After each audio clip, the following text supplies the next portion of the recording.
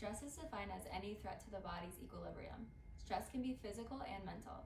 Physical stress can be defined as a force applied to any given area of biological tissue, while mental or physical stress can be defined as how events in one external or internal environment are perceived.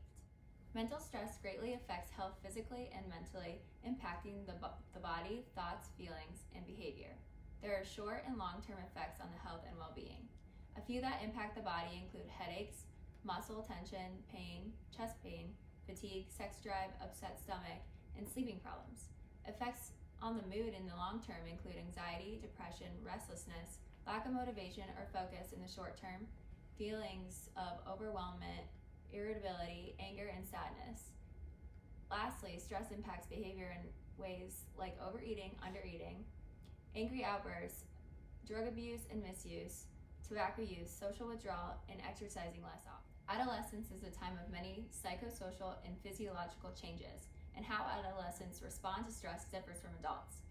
These heightened physical, chemical, and mental changes happening within the young adult body can cause them to perceive stress as more stressful compared to a similar situation for an adult. Researchers at the National Science Foundation found that teenagers show more activation in the reward system than adults when making risky choices, and so they are making the choices more often than adults would. Intervention early on is important when trying to cope with stressors. How does exercise affect different populations? We look at different age groups, starting with adolescents. A study was done by the Korean Sports Promotion Foundation that showed that students who engaged in physical activity more than 5 times per week were less likely to be stressed than those who did not. But the difference between 3 or 5 days didn't really make too much of a difference. They found that the probability of suicidal ideation actually decreased when physical activity increased. This period of adolescence is marked by maturation. It's an unstable psychological state that leads to a lot of stress because of social factors. Therefore, their suggestion for around 10 to 20 minutes of intense physical activity per day was a great way to manage that stress. What about college students? College students are also in a very vulnerable period of their lives, but they're also experiencing a lot of independence as well. As we would know, we live in a very intense academic environment where we usually don't have very high levels of physical activity. So yoga actually shows physiological and emotional benefits for college students' mood and well-being. This is particularly helpful in relieving stress, and yoga combined with other treatments has been studied, so it's kind of hard to single out yoga specific effects, but nonetheless, yoga is a great way of relieving stress for college students. What about an older population, adults, or the elderly? This is a time where people sometimes resist regular medicine, so they might turn to an alternative form of medicine, and yoga again is one of the things that can be low cost, easy to figure out how to do through like an online resource or maybe a free class at the Y or something like that, but oftentimes yoga is used with an older population because it's a great way for them to relieve stress as well.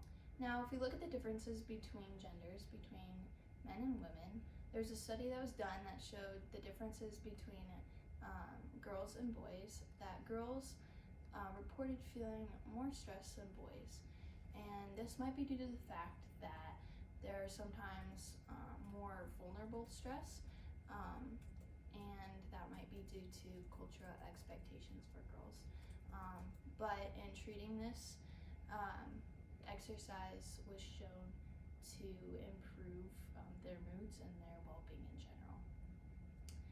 If we look at different socioeconomic status, people of different socioeconomic status, we'll see that people with low SES are susceptible to conditions such as hypertension, fatigue, sleep deprivation, cardiovascular disease, smoking, diabetes, stress due to poverty, etc. And exercise was shown again to combat these conditions, and they lowered the risk factors leading to a healthier lifestyle. One more population we can look at is expectant mothers. Besides contact sports, which can pose a risk because of impact on the baby, exercise can improve the physical and mental health of a pregnant woman. Poor mental health of the mother can impact the baby's emotional health, and down the road, their stress regulation systems are forever altered, leaving them more vulnerable to future problems. Studies have shown that during exercise, the movement of the baby within the womb is comparable to handling or holding the baby outside the womb, which increases brain function. Therefore, exercising during pregnancy will positively affect the mental and physical health of the baby. So I looked at how stress affects work and school. A Swedish study had office workers record the levels of stress that they had, and they found that those who claimed that they had higher levels of stress felt that they had decreased work performance as well as took more sick days. Upon looking at the history of their sick days, they found that those who claimed that they had higher levels of stress did take more sick days compared to those who felt that they had low levels of stress. They also found that those who felt that they had higher levels of stress felt that they had decreased perceived cognition, which includes a decrease in memory, a decrease in executive function. They felt that they had shorter attention spans, as well as having a decreased processing speeds. They also found that those who had higher levels of stress had higher levels of burnout. And to measure their burnout, they used the Jerome-Melamed Burnout Questionnaire, which is a 7-point scale where people rank their levels of burnout, which includes increased emotional exhaustion, depersonalization, and reduced personal accomplishment. I also looked at how stress affects activities of daily living. A study found that those who had high levels of stress felt that they had poor sleep quality, as well as a lack of energy and decreased memory. These may not seem very important when it comes to daily living, but when it comes to sleep quality, that leads to lack of energy and a feeling of sluggishness, as well as a decreased want to perform daily activities such as going to work, eating, and showering, as well as maintaining other parts of hygiene.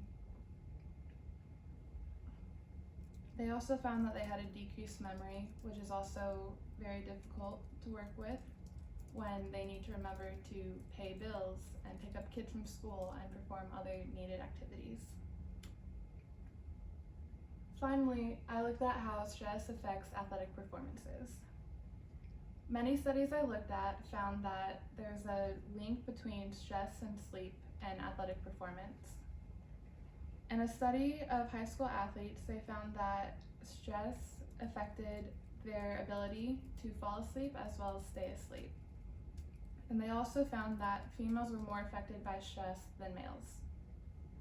They found that sleep was important to performance and recovery, and that those who were unable to fall asleep and stay asleep had decreased rate of recovery compared to those who had better sleep quality. They also found that lower sleep quality can negatively affect athletic performance by making the athlete feel sluggish, as well as not make decisions when needed. How does exercise impact mental health? Exercise improves mental health by reducing anxiety, depression, and negative mood, while also improving self-esteem and cognitive function. Exercise has been found to alleviate symptoms such as low self-esteem and social withdrawal. Being physically active improves the way the body handles stress because of changes in the hormone responses, and exercise affects the neurotransmitters in the brain such as dopamine and serotonin, and these contribute to mood and behaviors. In addition to the positive physiological mechanisms that are also there are also the possibilities that exercise serves as a timeout or a break from one's stressors in their life. Often people who exercise regularly do simply because it makes them feel good. Also, Exercise can boost your mood, concentration, and alertness. It can even help you give a positive outlook on your life. The link between exercise and mental health is complicated. Inactivity can be both a cause and a consequence of mental illness. For example, and while we don't know exactly why or how exercise boosts mood, here are some possible explanations. To begin, regular exercise can help you sleep better, and good sleep helps you regulate your moods. Also, exercise can improve your sense of control, coping ability, and self-esteem. People who exercise regularly often report how good achieving a goal makes them feel. Exercise can also distract you from negative thoughts and provide opportunities to try new experiences. It offers an opportunity to socialize and get social support if you exercise with others. The levels and chemicals in the brain, such as serotonin, stress hormones, and endorphins, change the way we exercise. People also exercise to increase their energy levels. Physical activity can be an outlet for your frustrations as well. And some other examples that we found were the benefits of exercise include weight reduction, decreased cholesterol levels, improved cardiovascular fitness. And next, we looked at the types of exercises and the location of the exercises to see how they affected mental stress release.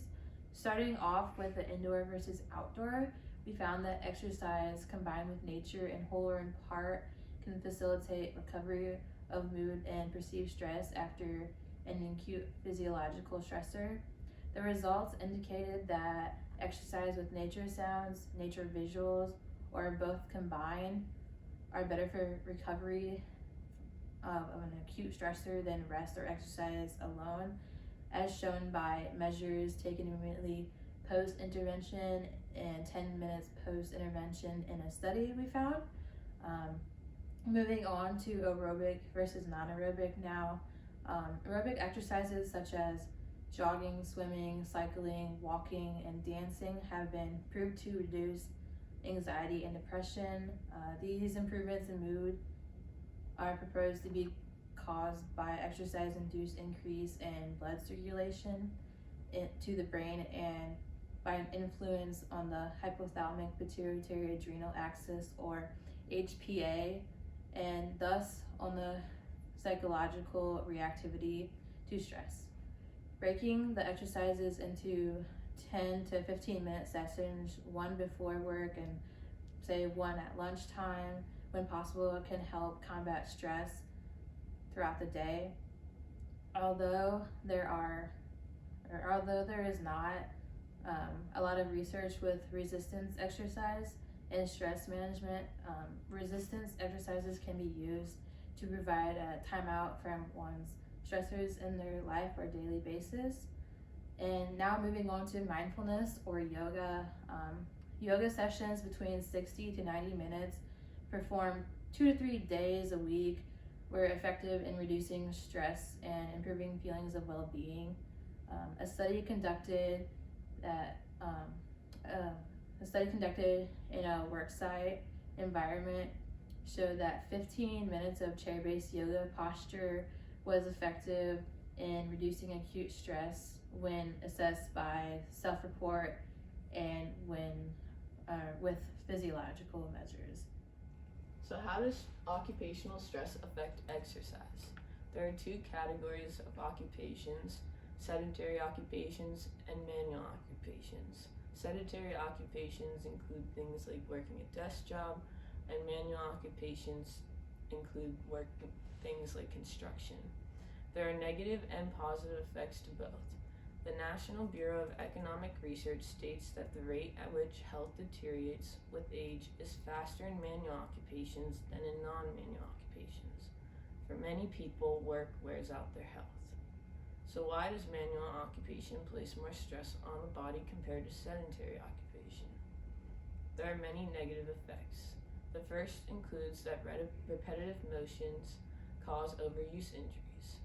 According to the U.S. Department of Labor, Occupational Safety and Health Administration, OSHA, repetitive strain injuries are the nation's most common and costly occupational health problem, affecting hundreds of thousands of American workers and costing more than $20 billion a year in worker compensation.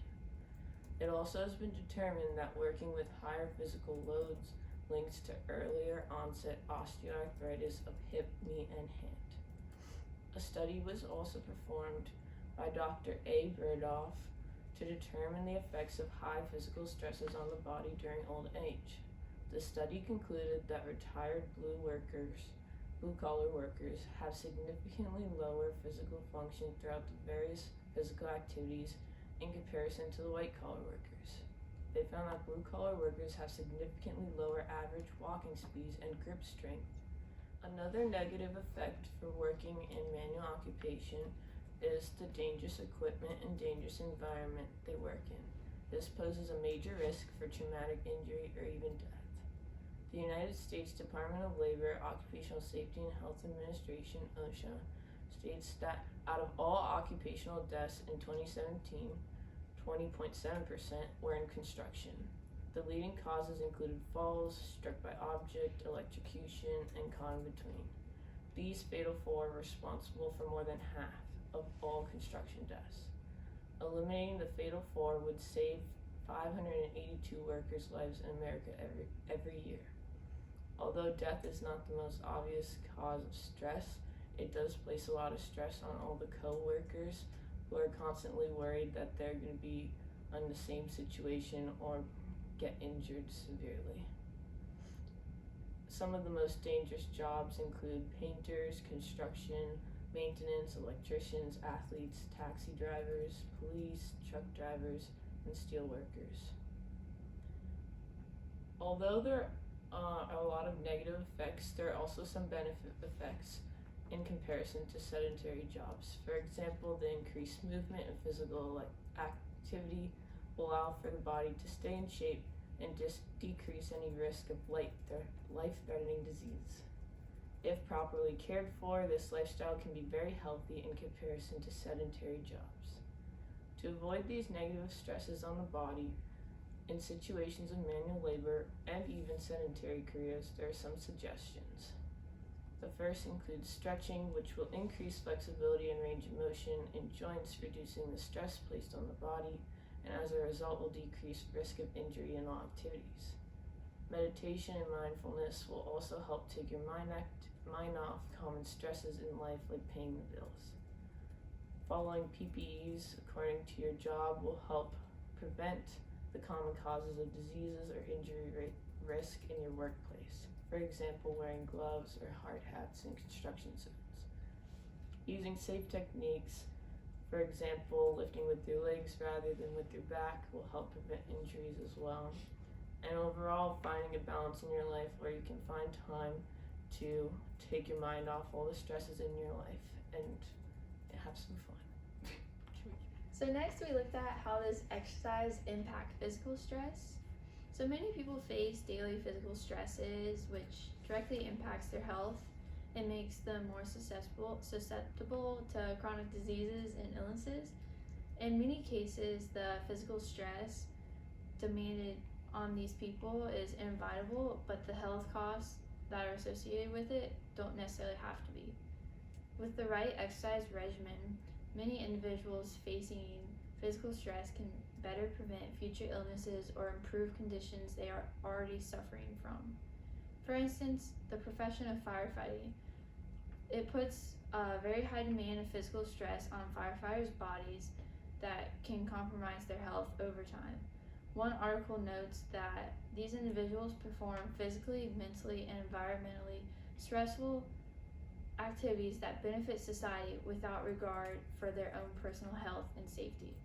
Firefighters are often exposed to high external temperatures, which causes an increased heart rate and thermal stress to themselves. This is especially concerning considering that heart disease or cardiovascular disease has been found to be the leading cause of death of on-duty firefighters, with sudden cardiac death being responsible for about 50% of the on-duty deaths of volunteer firefighters and 39% for professional firefighters. One study found that potential future cardiovascular problems in firefighters could be preventable with the right exercise and diet regimen. Next, we looked at how does the type of exercise really matter when it comes to relieving physical stress. But exercise, specifically I'm talking about now, aquatic-based training, such as an aquatic treadmill, has been found through different studies to show greater increases in end-diastolic volume, greater stroke volume, pulmonary arterial pressure, and ejection fraction. Aquatic-based training is also a mode of exercise that helps treat and prevent hypertension, stroke, and atherosclerosis. Exercising on an aquatic treadmill has also been found to help in lowering heart rate. Another common medical issue that can benefit from exercise is osteoarthritis. One study found that a very good non-pharmacological option in managing osteoarthritis is aerobic exercise. More specifically, an exercise that puts lower impact on the body, such as walking or Tai Chi. Now, this specific study I'm talking about tested whether a Nordic walking program, which is basically the same thing as walking but with the use of poles that are much like ski poles, would be suitable for people who have mobility problems or painful joints caused by osteoarthritis. The study results showed that the Nordic walking program participants perceived less pain when they were walking with the poles versus when they were just walking alone, even though they were exerting much more energy and were at a higher intensity than just simply walking.